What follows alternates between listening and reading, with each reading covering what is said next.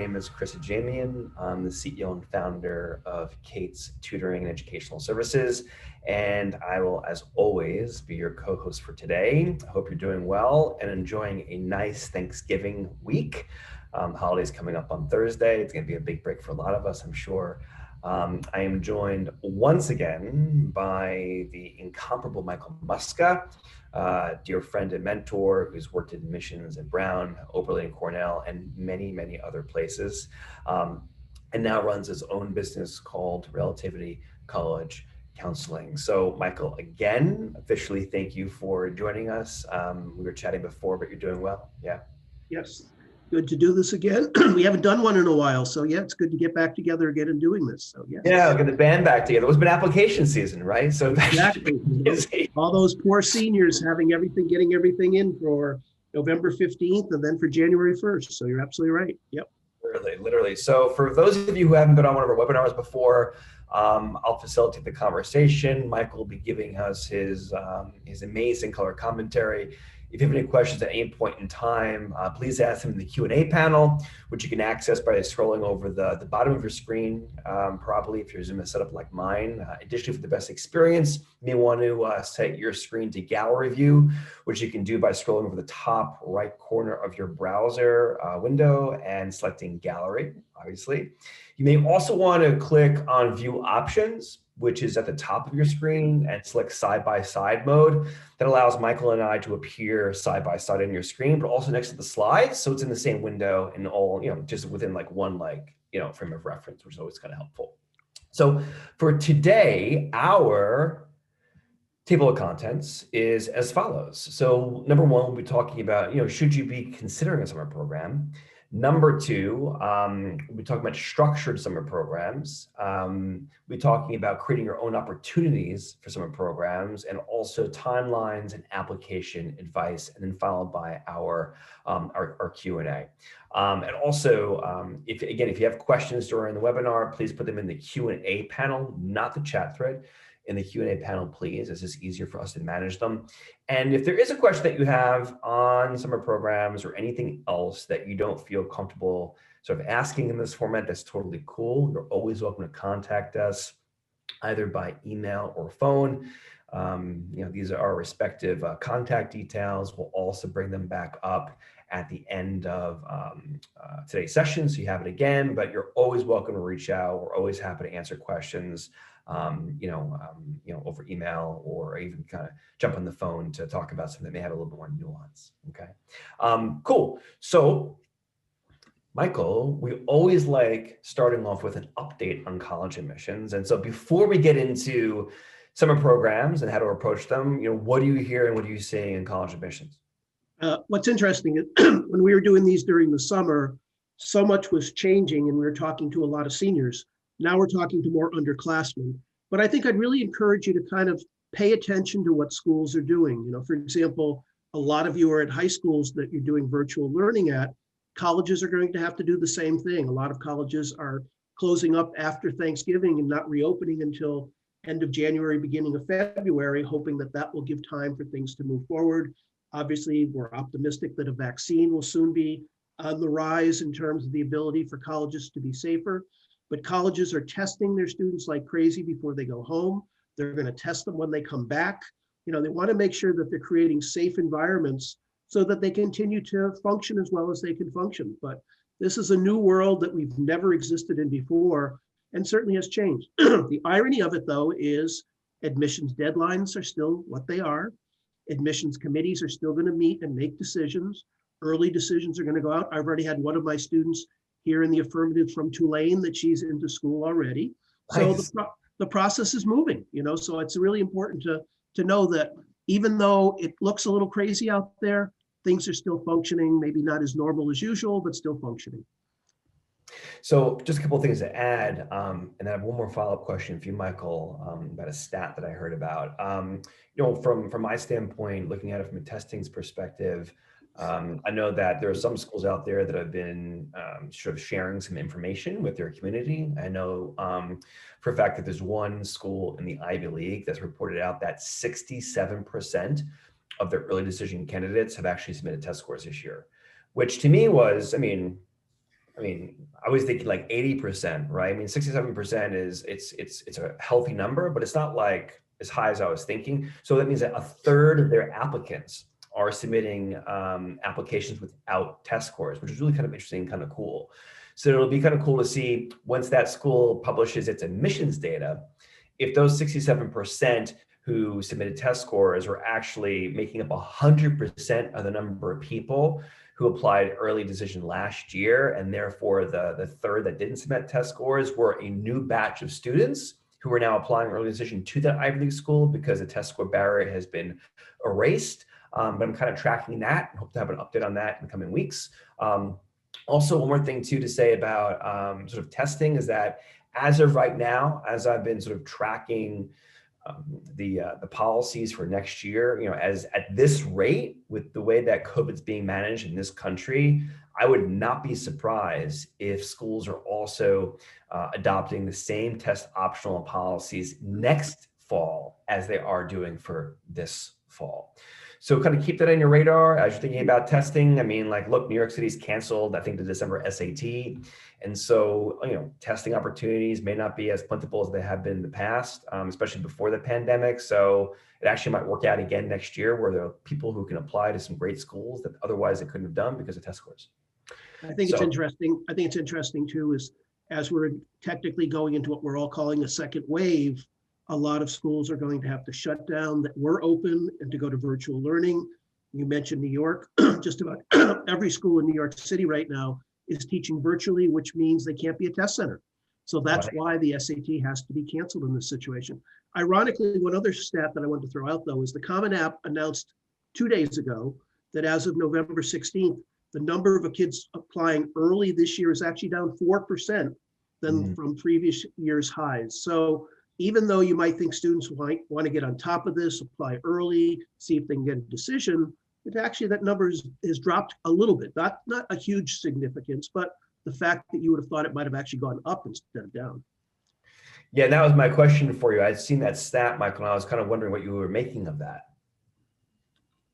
Well, I think what's interesting too, Chris, is you mentioned just at the school where your daughters are at, that their percentage of students that went early went up. So it's kind of interesting that across the country, the number's actually gone down. I think that probably there are some students out there that are a little less inclined to do an ED commitment to a school they never saw. Exactly. They just didn't have the opportunity to do that. I'm surprised. I would think EA applications, which are non-binding, could be up, but the total number is down. Yeah, I think some people are just kind of a little nervous about what's been going on and waiting to see where we all are for September and whether September could be a little bit more normal than this past September was. Well, time will tell.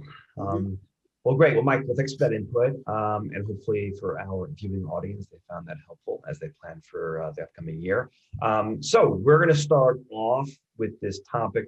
Should you consider a summer program? And we're going to look at this in two ways. We're going to look at it, what are some reasons to consider and what are some reasons to not consider? So just like, first of all, just want to kind of touch upon some of these sort of like highlights on why people should be considering a summer program. And, obviously if you want to deepen or expand your knowledge base or existing interest, summer program is a great way to do that. If you want to explore a new interest, whether it's academic or extracurricular, develop a brand new skill, summer programs are great for that. And then also finally, if you're looking for an opportunity to help others that aligns with your existing passions and commitments, this is another reason why you should be considering a summer program. I mean, Michael, anything to add to this? Well, I think in particular, I like to highlight the second option you've got here. I've always advised students, for example, a student who wants to go into engineering or architecture, to do a summer program in one of those fields so you understand what it's all about, so that when you then apply to college, the college sees that you understand what that major is all about because you've had that experience. So you're exploring a new interest, but you're actually getting some hands-on experience in terms of understanding that, which also will make you a better applicant in the college process, which we have to be very frank is part of what we want to discuss today too. Doing something and using your summertime well will make you a better applicant in the college process. And just to add to that too, I mean, I know at my high school in Long Island, we actually had an architecture class. given to sophomores and juniors, but that's like an anomaly, right? So, to your point, summer programs are also a good opportunity to maybe explore interests that that you have for a fact, but don't have opportunity to explore them within your current context, whether it's school, your town, or wherever else you live. So then moving forward, then so Michael, there's usually like three things that I hear about summer programs that kind of kind of I'll say amuse me in some ways, which is like some people think, oh, it's like necessary to get into a college. I have to do a summer program to get myself into a college. Like I have to do that, right? Or like people may say, I want a brand name on my resume. When I apply to school, or like, I need to demonstrate like, social impact. So just to kind of like unpack this a little bit more, you know, is it necessary, Michael, to do a summer program in order to get into college? I think one of the things that I used to like to talk to students about when I was at Brown, most of the faculty that taught at the Brown Summer School were not Brown faculty. Yeah. So lots of times you're thinking you're going to a school, I'll get this incredible experience of what it's going to be like if I were to end up at that school. And of course, it had no impact whatsoever in the admissions process that they had done that. So I think it's certainly something, to go back to the very first slide before this, if it has a reason to do it, that makes a good reason in terms of why you should do it. But if you're trying to do it just because you think if I go to a certain school with that name during summer school, it's not going to get many people excited.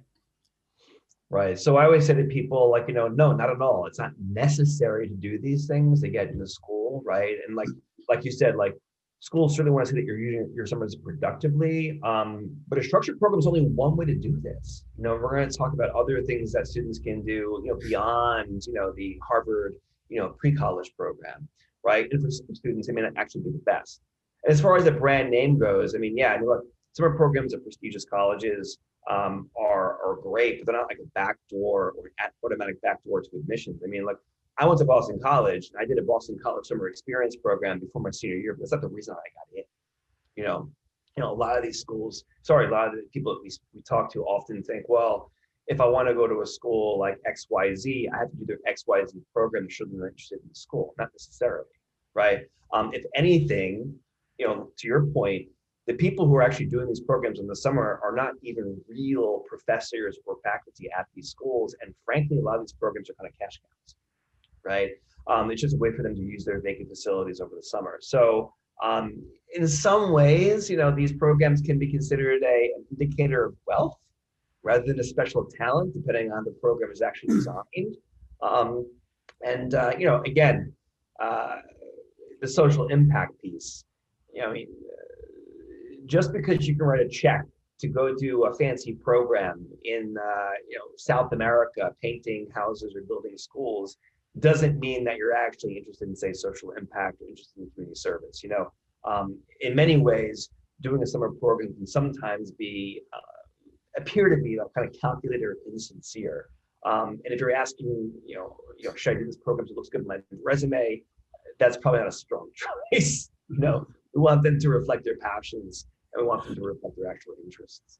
The one thing I would say to that, Chris, is you want to do your homework on what the program is all about, because there are exceptions of certain programs. A great example, MIT has a program called Women in Science. And I know of a couple women who have taken that program and then were admitted to MIT.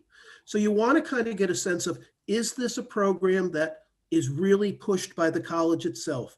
Are they using their own faculty? Are you making connections that then could help you in the college process? That's very different than a summer program that just has the name of the school on it. Yeah, I appreciate what you said about MIT. For those of you out there who might be interested, other schools that I know that have real faculty teaching programs are also Penn as well as Chicago. So those are two programs that I know of that, in addition to MIT, where there's real people doing real things. So Michael, we'll use that as inspiration. Move on to the next slide here, which is choosing the right program. So I got three pieces here, right? Cost, selectivity, and also the application narrative. So as far as costs go, a lot of these programs cost a lot of money, but the more expensive ones don't necessarily mean they're more impressive to admissions officers. In fact, the opposite might be true. And additionally to, even for the ones that do have costs and that are impressive and are highly selective, they Many of them offer scholarships and financial aid. So don't be afraid to cast a wide net as you're looking for programs, even if your family's not in a position to spend thousands and thousands of dollars in these programs. And then number two, selectivity, right? Being admitted to a highly selective merit-based program can certainly provide a boost to your admissions profile, especially if that application is pretty rigorous. What does that mean? Transcript review. It means application essays, and there might be more than one. I was just doing a application for a program with another student today. There's 4 or 5 essays on this application. And then also they may ask for recommendations. So they're really, only interested in students who are really, truly, sincerely, passionate about going to these programs and willing to do the work. But that all said, again, be careful, because sometimes the most selective colleges don't always have the most selective summer programs, right? And in some cases, like we were saying earlier, schools can lend their names and they really have an outsourced solution coming onto their campus to run the program. And then finally, this idea of application narrative, whatever type of program you decide to do, it's important to be thoughtful and selective. I love what you just said about doing the research, Michael. It falls right in line with what we're saying right here. And we really want to reinforce the application narrative, right? And for anyone who's not familiar with what the term application narrative might mean, you may want to go to our webinar on July 22nd of this year. We did an entire webinar on application narrative, and you can figure out, more about that whole piece from watching the webinar. Michael, what else do people need to know about how to choose the right program in terms of cost? I think what's also interesting in terms of selectivity, and we're going to talk a little bit more about this later, but there are a couple programs like the Yale Global Scholars Program, which is a summer-based program, but it also continues into the school year. The same thing with the Columbia Science Honors Program. So you're making a long-term commitment in terms of that.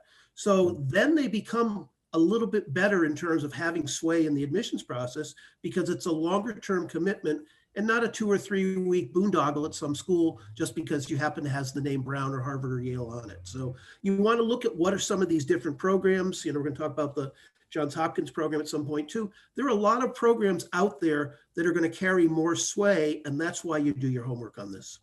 So perfect, because the structures of our programs, the first thing I want to talk about are some of the characteristics, right? So as far as format goes, we got length, we got location, and we've got participants. And so like what you were just saying just now, Michael, some of these programs can vary from 1 week to 8 weeks, and sometimes the longer ones can be a bit more interesting because they're just that much more rigorous and deep as far as the experience goes. And also from a location standpoint, usually they take place in person or online, but for everyone out there who's interested in knowing, as of right now, all the different programs, at least that I have seen for next summer, are all virtual. All right, as of today. And I haven't looked at every single program on the face of the earth, but from what I can see so far from the students who are kind of early in the process, it looks like all next year's summer programs are online. As far as participants go, a lot of programs draw students from all over the country, also internationally, but there's also programs with a state or local focus that are also worthy of consideration depending on where you live in America. So, Michael, anything to add here? Yeah, I think a key piece of what you just said, Chris, is obviously last summer, all these programs were virtual, and there's an expectation that will be the case this year, which might make a family think, oh, then it's not so important to do it. But I think that colleges are looking, particularly in college recommendations and even in summer programs, of how does a student function in a virtual education situation. And the student that can show that they can shine in those situations is going to have a much better shot in the college admissions process. We talked about that during one of our earlier seminars. And I think how well you take advantage of the situation and show that it isn't holding you back, and in the summer as well, can be an opportunity to really shine.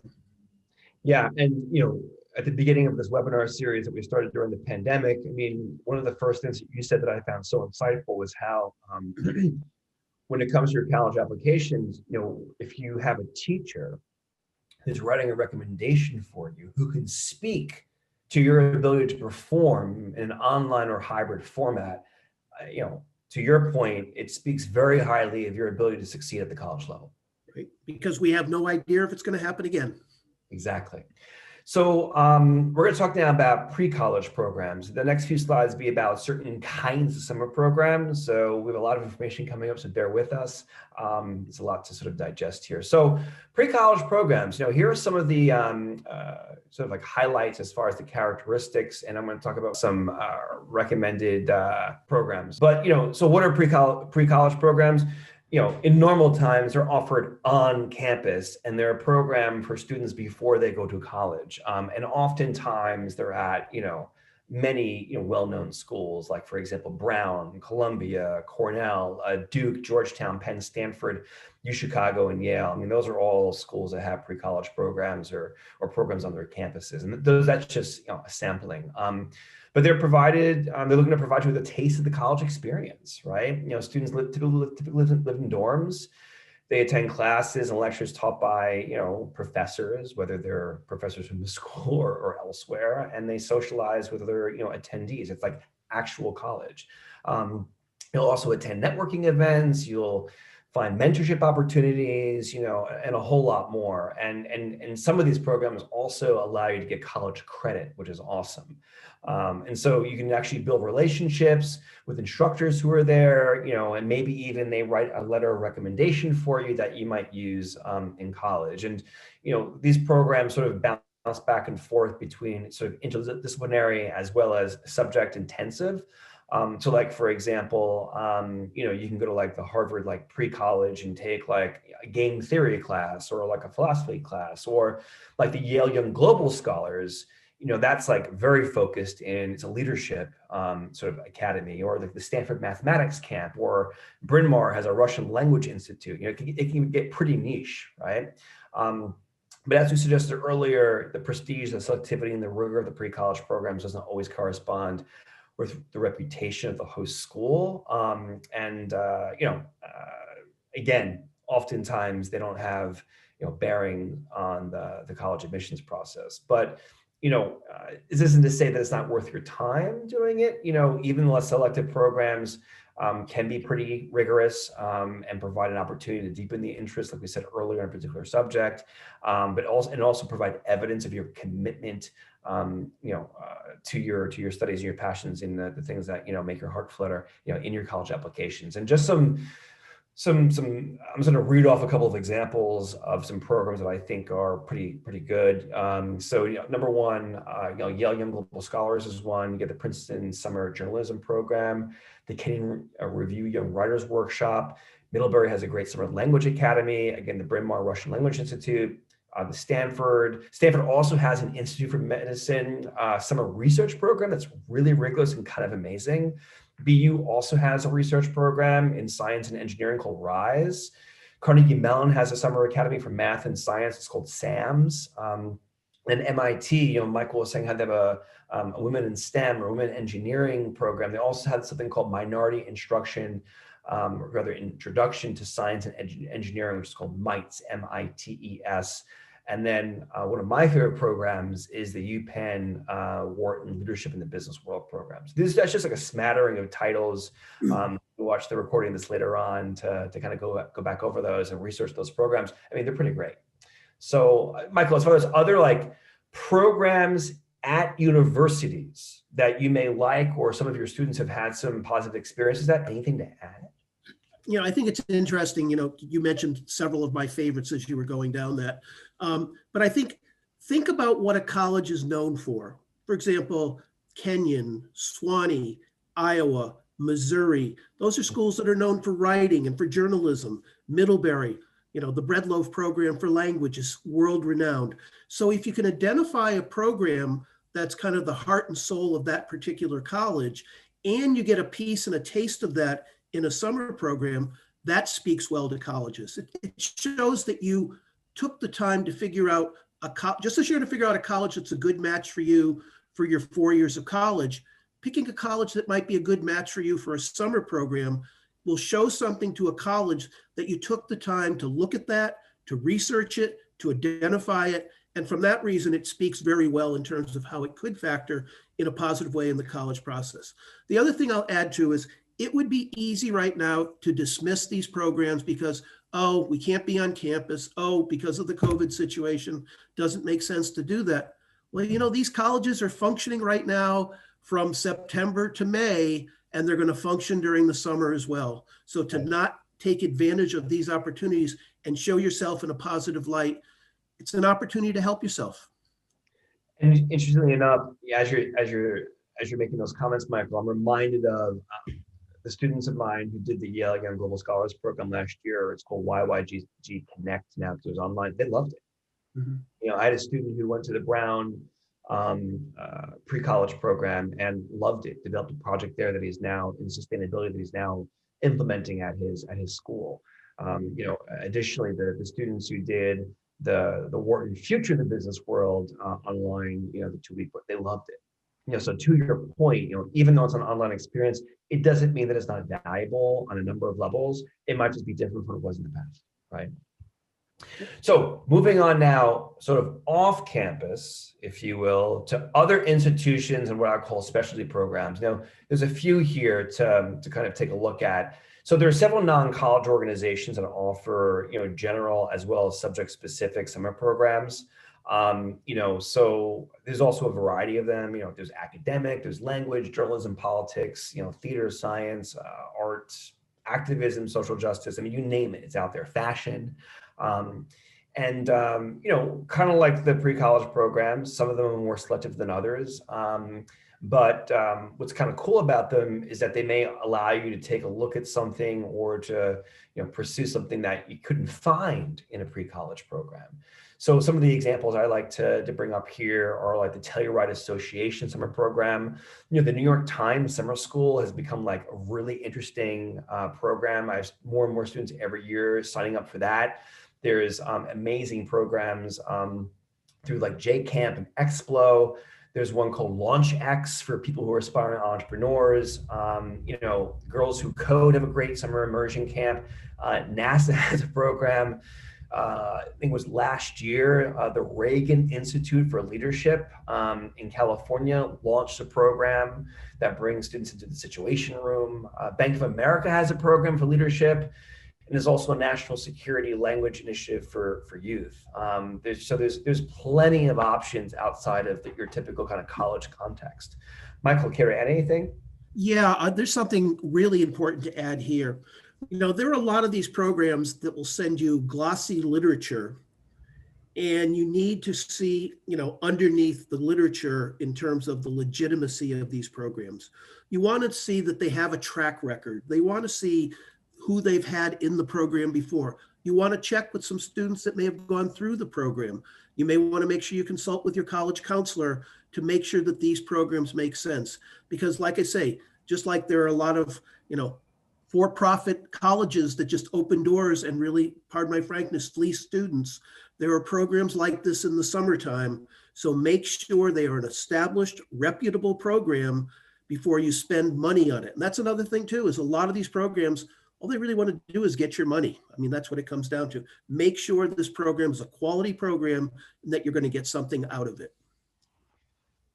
So volunteering and service programs, I know, Michael, are very close to your heart. So there's a couple of programs out there that provide high school students with structured volunteering opportunities over the summer.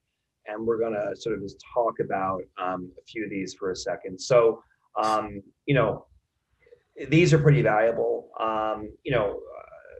They can be, a little maybe off the radar, but often they align with the students' genuine interests. And they need to appear, align with your interests. Otherwise, you risk appearing perfunctory. But some of the cooler examples that I've heard of are the Global Vision International Program, International Volunteer Headquarters, and also Putnam Student Travel.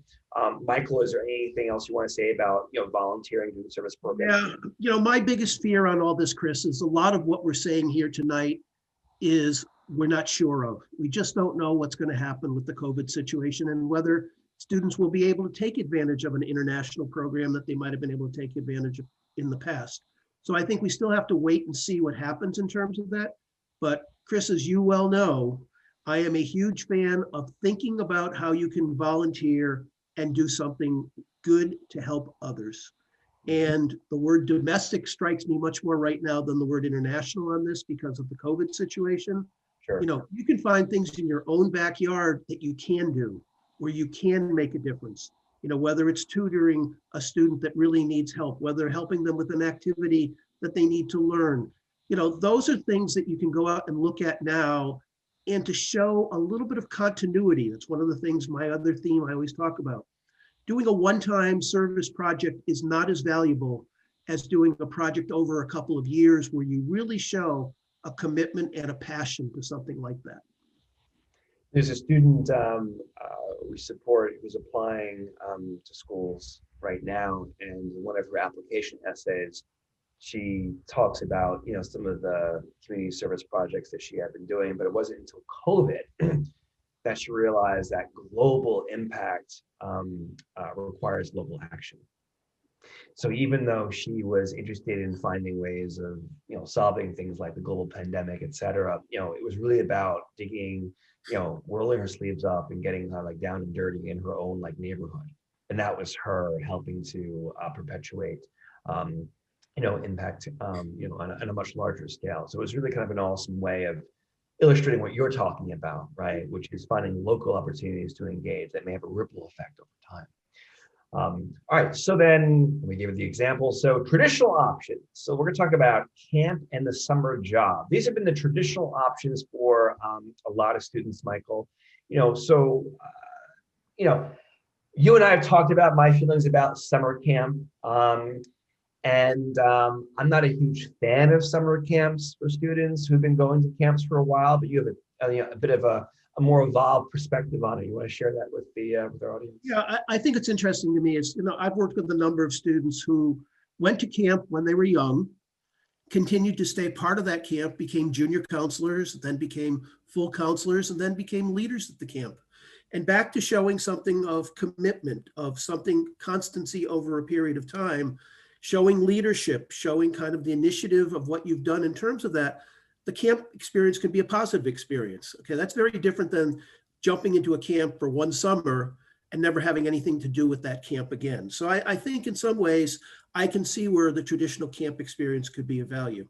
Now, if you want me to go on to the next one, a summer job, I've always been a proponent that work is a good thing, and colleges see work as a good thing. And I think in particular, coming up this coming summer, I think it's going to be a situation where hopefully there'll be more opportunities out there than there were in the past. I use the example, I've told the story before and I'll tell it again, that years ago when I was at Brown, there was a student who had a very limited extracurricular profile, and nobody said anything and explained why, and he was too shy, too embarrassed perhaps to explain why. When I reached out to the school, I found out that the student was working 40 hours a week to help support the family. Wow. Boy, oh boy, you can rest assured that that changed my opinion of this student in terms of and the fact that he was still number 2 in his class while still doing that, speaks wonders to who that young man was. So a job can be a very valuable thing in the eyes of a college admission person down the road. So just to kind of like wrap up the slide and get a little more sort of insight into my feelings on camp. I love camp. I went to camp. Camp is great. But unless you're stretching yourself at camp, right? And that's what Michael is saying.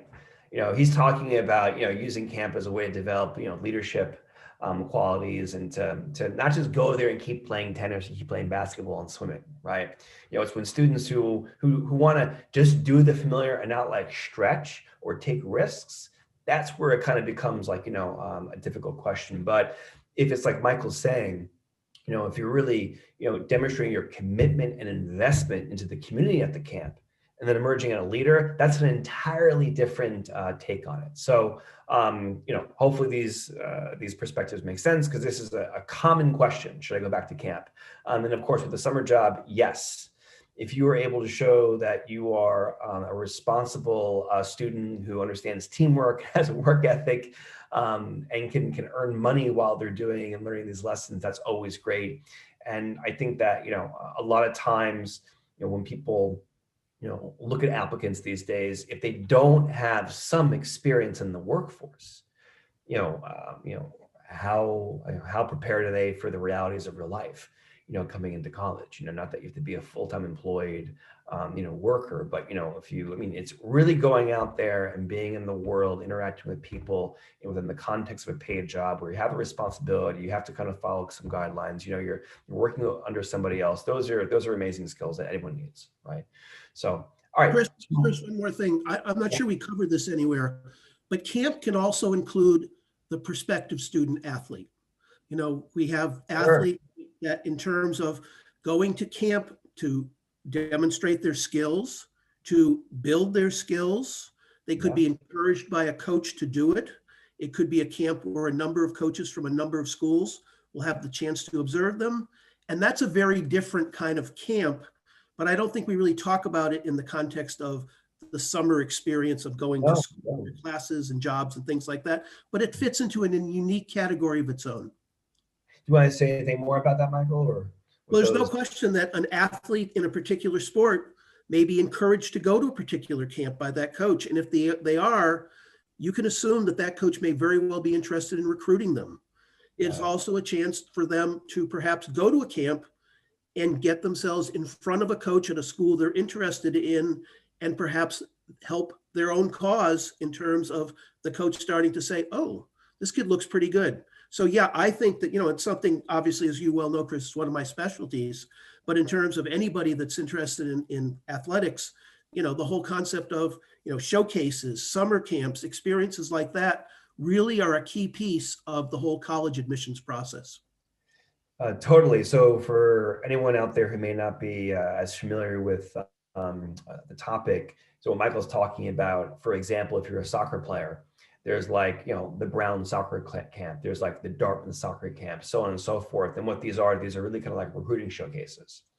So Michael's doing an amazing job here of sort of expanding the concept of camp and bringing it into the sports realm. So, he's a guru on that. So if you have any questions, I would certainly follow up with him about how to navigate that process. All right, so we're gonna move forward. So creating your own opportunities, right? Not everything's about just applying to a program and getting in. All right, so local universities. So a couple of things to keep in mind here. So local universities, we all live near schools, okay? And these schools can be a launch pad for our own program, right? That allows us to show initiative, and it's actually a lot easier than you think. So for example, you can email professors, right? You can ask if you can volunteer in the lab, or if you can assist in a research project. And while the work may not be very glamorous, or may not be as slick as an Ivy League summer program, the experience could be just as, if not more, valuable for you. You can also take a course, at your community college or your local university. Just to kind of illustrate, I have a student right now in London who is a junior, and make a very long story short, she's looking for an internship in medical research. And it turns out one of the people on our team in London, her friend, actually runs a lab in neuroscience at one of the colleges in London, and they were able to set it up. And so now she's doing her own internship program during the school year, couple hours a week after school or whatever that looks like for her in London. And she's doing exactly this, and she's doing it during the year. Michael, anything to add here about creating your own program with a local university? I want to totally echo what you just said. That there are students that reach out to professors, they read about some research that they're doing to kind of say, I think that's really cool. Is there any chance I could get involved with it? And I've had a couple of students over the last couple of years who have done that.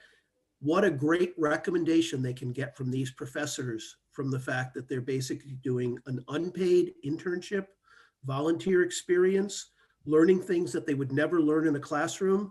I mean, those are the kinds of messages that when you want to send something across to a college, there are even times where a student has helped a professor write a paper, and to be able to have the link to that in your college application and your name on it is pretty incredible. Totally. A student of mine who's at Wesleyan right now did exactly that with NYU Langone. She was able to help out with a paper on CRISPR And it Mhm. was just really exciting for her. And she was a real part of the experience. It was awesome. Yep. Moving along, so internships are a great way to get a sense as to really what you want to be doing in the future to refine or clarify your career ambitions, while you're also getting some great experience. And so we're going to talk about how to find an internship first, and then how to actually secure it. So how do I get the internship, right? Well, there's a few ways of going about it. You can ask family and friends, right? Those are our direct contacts. We can also ask our teachers or our guidance counselors. They may have relationships, or even go to your local businesses and nonprofits and try to reach out to them directly, to figure out what you may be able to do to kind of contribute to their mission. And just a couple more details on this. If you're a parent out there and you think that there's a great opportunity for your child in a career field or an area of interest for them, be comfortable, try and find a way to reach out to your contacts and ask, if your son or daughter can come in and shadow for a day, right? And then maybe that leads to an internship.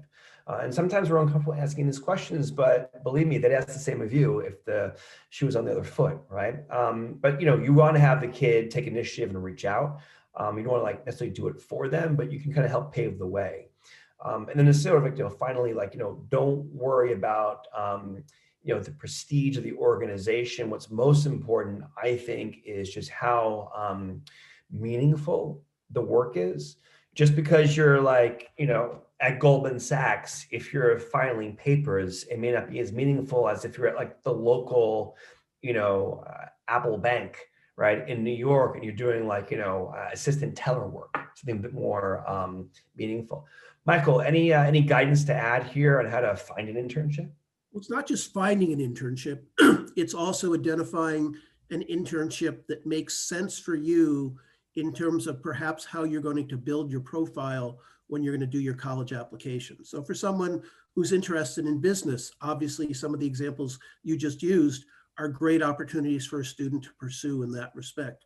But yeah, I think the concept of finding the internship itself, the go-getter is going to find an internship. There's no question about it. You can't be reticent. And as you said, every family has connections in different areas and in different ways. Don't be afraid to take advantage of those connections. So when we identify these internships that are goal and career aligned and application narrative aligned, we have to actually then secure it. So a couple of things here as far as reaching out. Okay, here's a couple of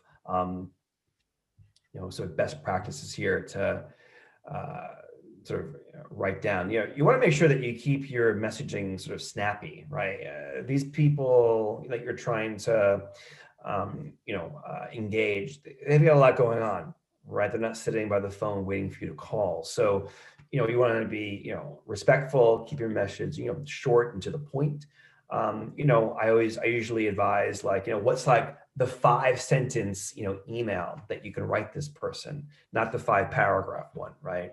But you also want to do your research. I'm big into doing research, make sure you understand exactly what the organization does and try to learn a little about the person you're contacting. Ask, what are their pain points? What are their goals? What are some problems they might be writing about in their blog for the organization? What are some things that you might be able to do to kind of take some of their work off their plate so they can work more efficiently? These are things that often help with the messaging. And also, try to figure out what some objections might be. Some companies don't want to handle, or deal with, high school students. Try to, dispel their objections, or try to dispel their perceived objections, right off the bat. Also, explain what you're going to do for these organizations, right? Don't expect them to come up with a plan for you. Come to them with the plan, right? Dear so-and-so, love your organization. Here's what I'm passionate about. I see you have this problem. Here's what I can do to kind of help it out. I would love to, have 15 minutes of your time to sort of talk about my interest in greater detail and how I may be of service to your organization. And of course, you want to follow up, right? Even when you send an email, the first email will probably go unanswered. Send the second email. Have a real methodology for following up, and to make sure that you get a response and get an answer. Michael, what are some things that you've given to your students about how to engage people through writing about an internship or about becoming involved in an organization? Anything to add? It was funny when I saw address objections, I thought it was supposed to be address objectives, but which is kind of interesting in terms of how you just explained it. But in terms of it, you're absolutely right. I mean, it's just like, think of it in terms of, I'll talk about it from a college admissions essay. You've got to get the person's attention right from the start. Right. And what you say at the beginning of your cover letter is going to make the difference of whether or not the person's going to take the time to read the whole letter. So you want to be direct and to the point in terms of what you're saying, in terms of what you think your value is to them, in terms of value added to the product they're working on. And if you can get that across right away, then the person's going to take the time to perhaps read what you're really talking about and then reach out. Last thing I'll say about this is, and it's not on here, but you probably want to include your resume, right? Because your resume speaks a lot about who you are, and then you can actually then just use that message to get them engaged, so they read the resume and then they become impressed. All right, so community volunteer work. We're going to talk about this for a few moments. So service work, like Michael says, rooted in your local community can be more valuable than a structured volunteer program. So what are you passionate about? What issues in your community are affecting the people that you care about? How can you get involved, right? What could you do? Are you joining an existing project, starting your own? How can you make a difference? And then finally, can you continue the project in some form after the summer? Michael, anything to add to this? We've talked about this already. I think showing initiative, developing a product during the COVID time is going to make a huge impression on any college when you're applying later on. So then the last thing we'll say with respect to like what you can do, we're talking about these idea of passion projects. Now, what is a passion project? Well, Michael and I talked about passion projects in our application narrative webinar on July 22nd.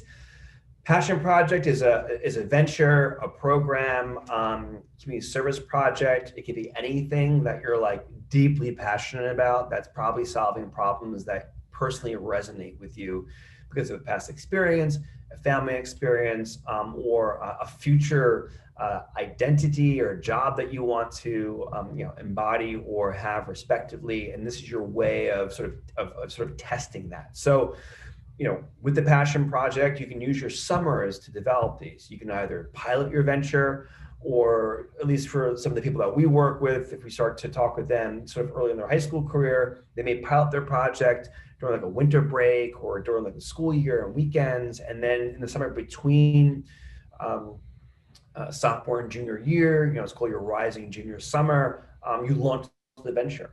And you take the information from that particular experience, and then you folded it into the next summer, where you scale the impact of your venture. So, for example, I had a student in New York City who created her own frozen dessert venture. She started it in her family summers, and then she started it when she was quite young in high school.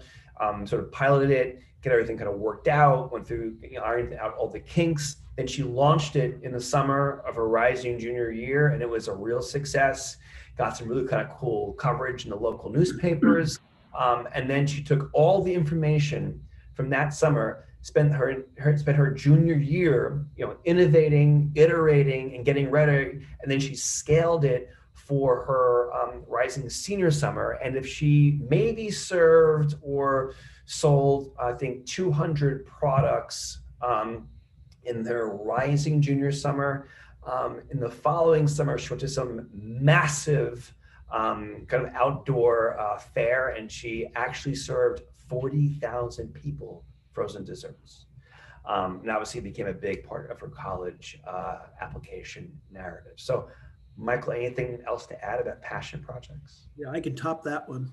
Oh, I have a student I worked with this year, and I didn't know where we were going to go, and then she started telling me the story of her grandmother who escaped from North Korea to South Korea and lived homeless for a number of years as she was trying to then make her way to the United States. It was something that so impressed her, and her grandmother talked about the concept of being invisible that people don't see homeless people, that they're not, people just don't see them lots of times. And so she started a project where she basically works with women who are in homeless shelters in terms of building their self-confidence, finding ways to kind of move forward in terms of it. And when she would then organize these women to speak, they would, at the end of their talk, instead of being invisible any longer, they would scratch out the word IN because they were now visible. And it was incredibly powerful. She got to speak at the United Nations because of this project. Oh my God. So all I'm saying is, not all of you can create projects like that, but this was developed because of the story of her grandmother sharing the story of what she went through and the impression of what it meant to her in terms of really trying to make a difference. Look, we can go back and forth all night with stories like this. I think what's most important is that it's possible. Yep. It's possible, right? Yep. All right, so those are examples. Timelines and application advice. We'll get through this quickly, and then we'll get on to the Q&A. Again, if you have questions, you can put them in the Q&A panel. So pretty simple timeline. I like to suggest that you start researching in October. Because you want to prepare your applications in November or December for submission, so you can know what you're doing by February. Case in point, Michael and I both are fans of the Yale Young Global Scholars Program. Their early action deadline was November 10th. So it was like 2 weeks ago, right? So and that's a highly competitive program, highly selective program, and a really wonderful program. For those of you out there who want to apply, the regular decision deadline is January 12th. But it's amazing how early these programs start. Michael, anything to say about the timeline? One program we haven't mentioned today, and it has a deadline as well too, the Johns Hopkins Talented Youth Program. Yes, Center for Talented Youth, yes, CTY, yes. Yeah. Very recognized around the world, certainly the country and around the world, in terms of students who have taken courses there. I had a student years ago who ended up submitting the courses they took in that program and was admitted to Penn, I think predominantly because they took so many top level courses in that particular program. So again, look at the deadlines, get on top of these right now in terms of programs that you might be interested in pursuing. Michael, application tips. These are really yours. You want to take us through these? I'll tell you, Chris and I were talking earlier today, is that think about applying in this process as no different than applying to college. You want to take it seriously. You don't want to think of it as something light. You want to make sure you take the time to do well. If there are essays to write, I've had students that the essays they've used for their summer programs have been essays they've used as guidelines for some of the essays they use when they actually apply to college. And also a lot of these schools will require a recommendation from teachers or guidance counselor. If you're using teachers that you may also then later on ask to write your college recommendations, the teachers are excited because they're able to talk about you now. And to be honest with you, it means less work for them when they write their letter later on as well too. So choose well, choose teachers that make sense for the reason why you're doing this. So think of it as a kind of a preview of what you're going to be doing when you're actually applying to college a year from now. Love it. So Michael, Q&A. So for those of you who are on the session, you can put your questions as they've come up, in the Q&A panel. We do have some questions that were submitted, which we'll get to now as people are populating it. Michael, to what extent are the expensive Ivy located summer programs worth it? What more cost-effective alternatives do you recommend? We certainly covered this. Anything additional? I would think identify a program that makes sense for you. We're talking about, like, for example, a school like in New Jersey, Stevens Institute does some phenomenal summer programs in the STEM area, and they charge far less than some of the Ivy League programs do. And they actually have Stevens faculty teaching the program. So again, it goes back to what we said before. See who's teaching it, see the value of it. And in terms of that, yeah, the dollar cost sign on it has nothing to do with the value of the program. See that it's a program that fits your needs for what you're looking for. Got it. Next question is, which summer programs would you recommend for the summer after sophomore year? I'm going to say something quickly about this. I often say to to students and families when we're working with them, that if you can do a sort of academic program, if you will, between freshman and sophomore year, that's really kind of cool.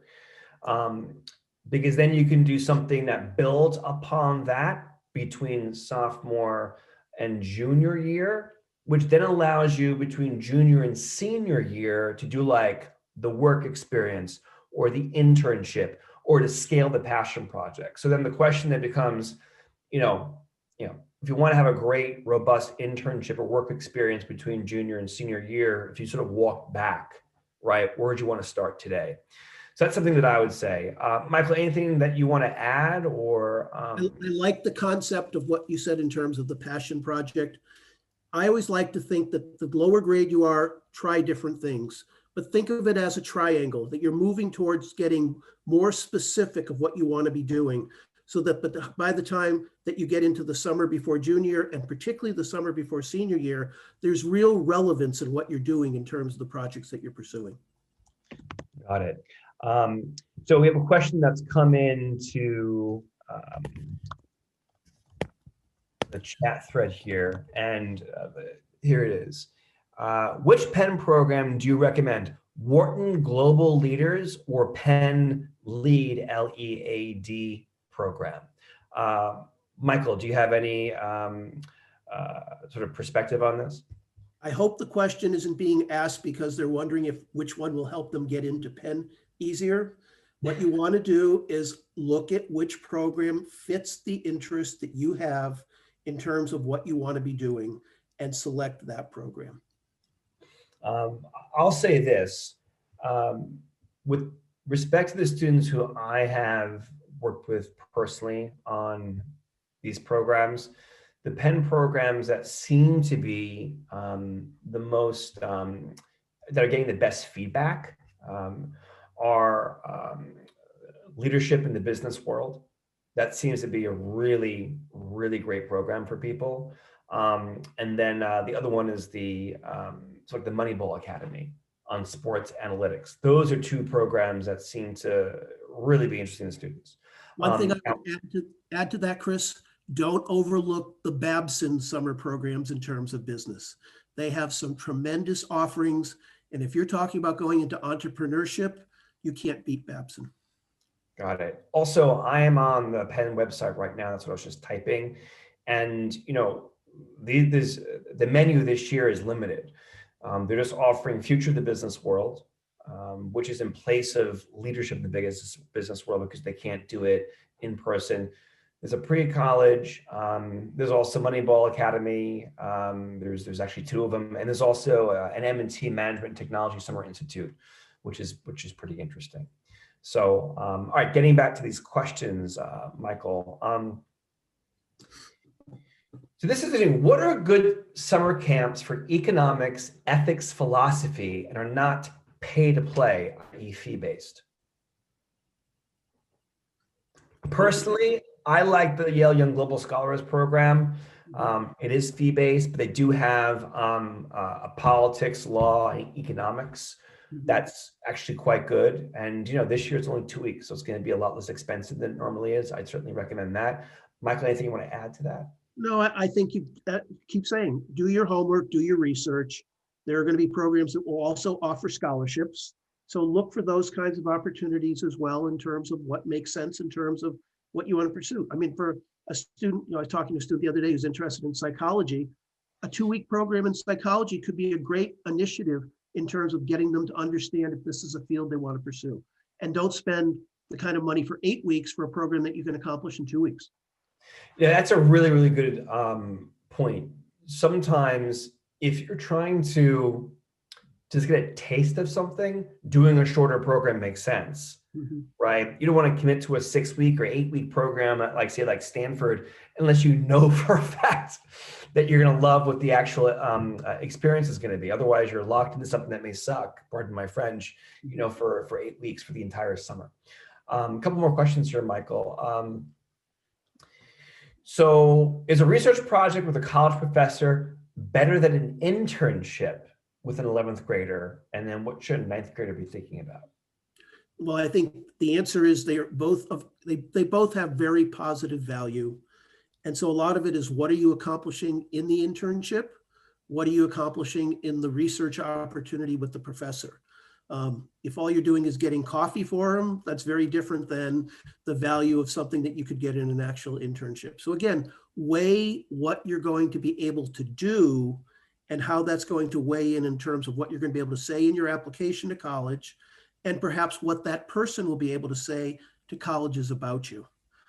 I think going back into the early years, I think, as I said earlier, try different things when you're younger, because that's your opportunity to figure out how you kind of explore stronger areas of interest later on during the sophomore and junior summers.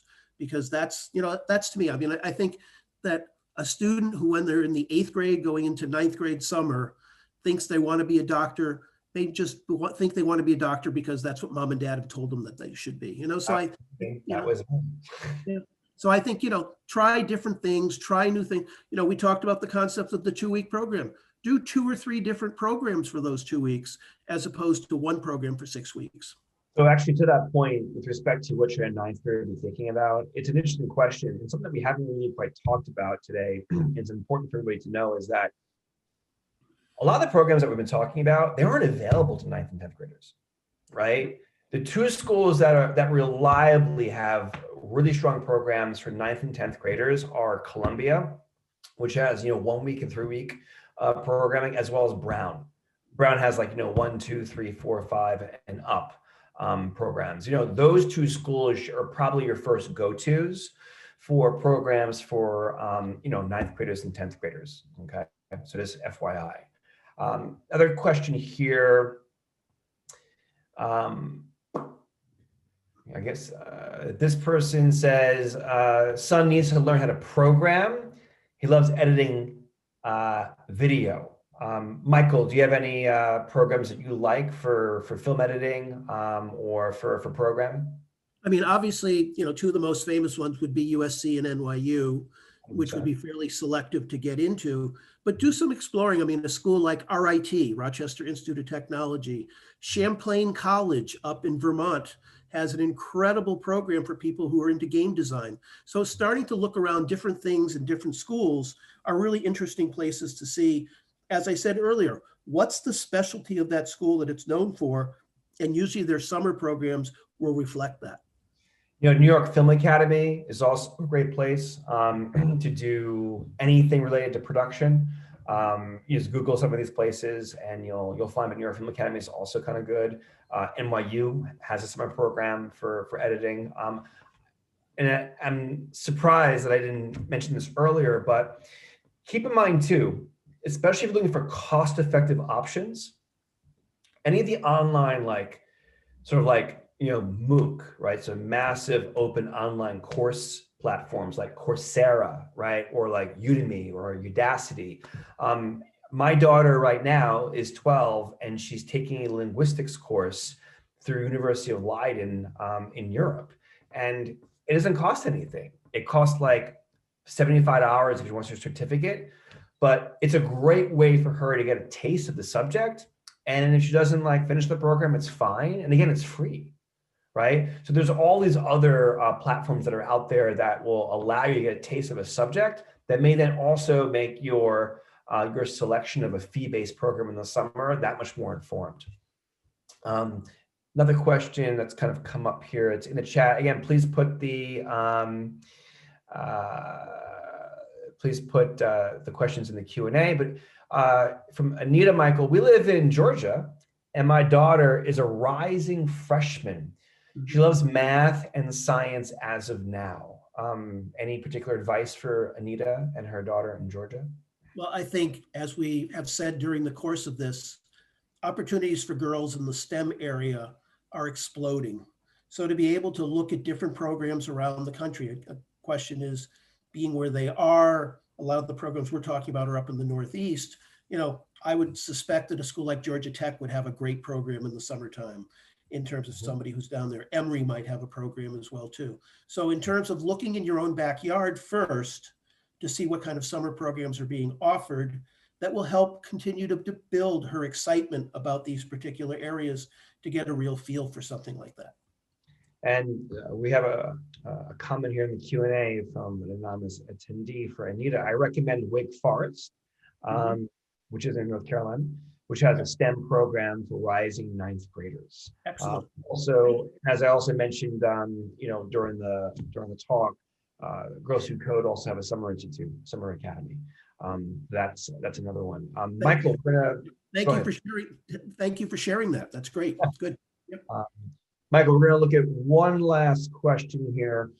Which activities are valued for business undergrad admissions besides starting your own venture? I'll jump in. Oh, sorry, go ahead. No, you go ahead.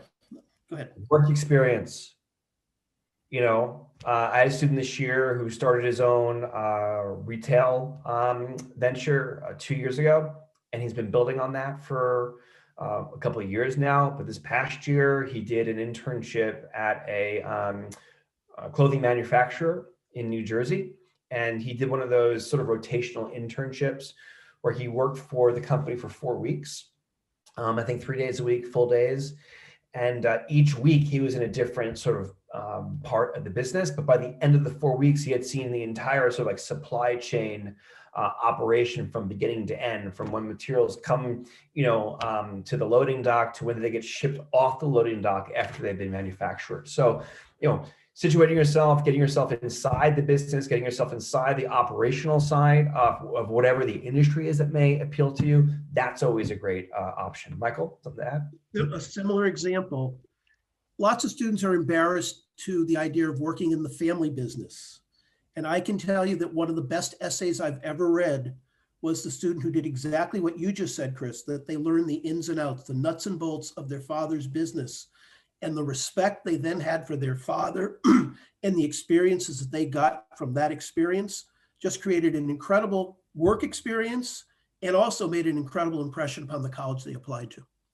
Well, not to mention too, right, Michael, admissions is all about context, right? What have you done in your context? If you want to go into business and you've never set foot in the family business, what's that about? Doesn't make a lot of sense. Exactly. Right. Yep. So we actually have another question here in the Q&A panel, which is great. Are Wharton online programs recommended from a content perspective for high schoolers, or are they too advanced? They're absolutely recommended for high schoolers because they have taken the content and made it accessible for high school students. And another thing I'll say about the Wharton online programs, which as you can tell I'm a fan of, is not only are you doing like the 2-week intensive or 3-week intensive, whatever it is, but you also have access to other modules, videos, resources for the whole summer. I had a student last year who did the Future of the Business World program, and it was a 2-week program. He enjoyed it. And then the rest of the summer, he learned up and studied up on all the other things that were available to the student once the course ended. So absolutely. All right, well, Michael, that's our last question. So we're gonna sort of move over here now to our thank you slide. Thank you so much for joining us today. And we are offering our 2-hour education planning session 50% off if you use the code EDGE50. Just call the Kate's line and we'll hook you up with it. If you want to speak with Michael, same thing. We'll put you in contact with Michael for that special offer. And if you want, support identifying your child's passions, outlining their goals for their education and their career, working on recommendations for the summer activities or admission strategy or just anything else, please let us know. If you're an attendee of the webinar and you use this code, you'll get a 50% discount on services. And then just finally, Michael, is there anything else that people need to be considering as they, think about, how best to plan their summers? I think that one of the most important questions that an admissions person will ask, an interviewer will ask, and you'll see it in the application is, how did you use your summer? Did you use it well? What did you use it for? Was it of benefit to others? So what you decide to do during the summer, it's not a time to regroup and recover.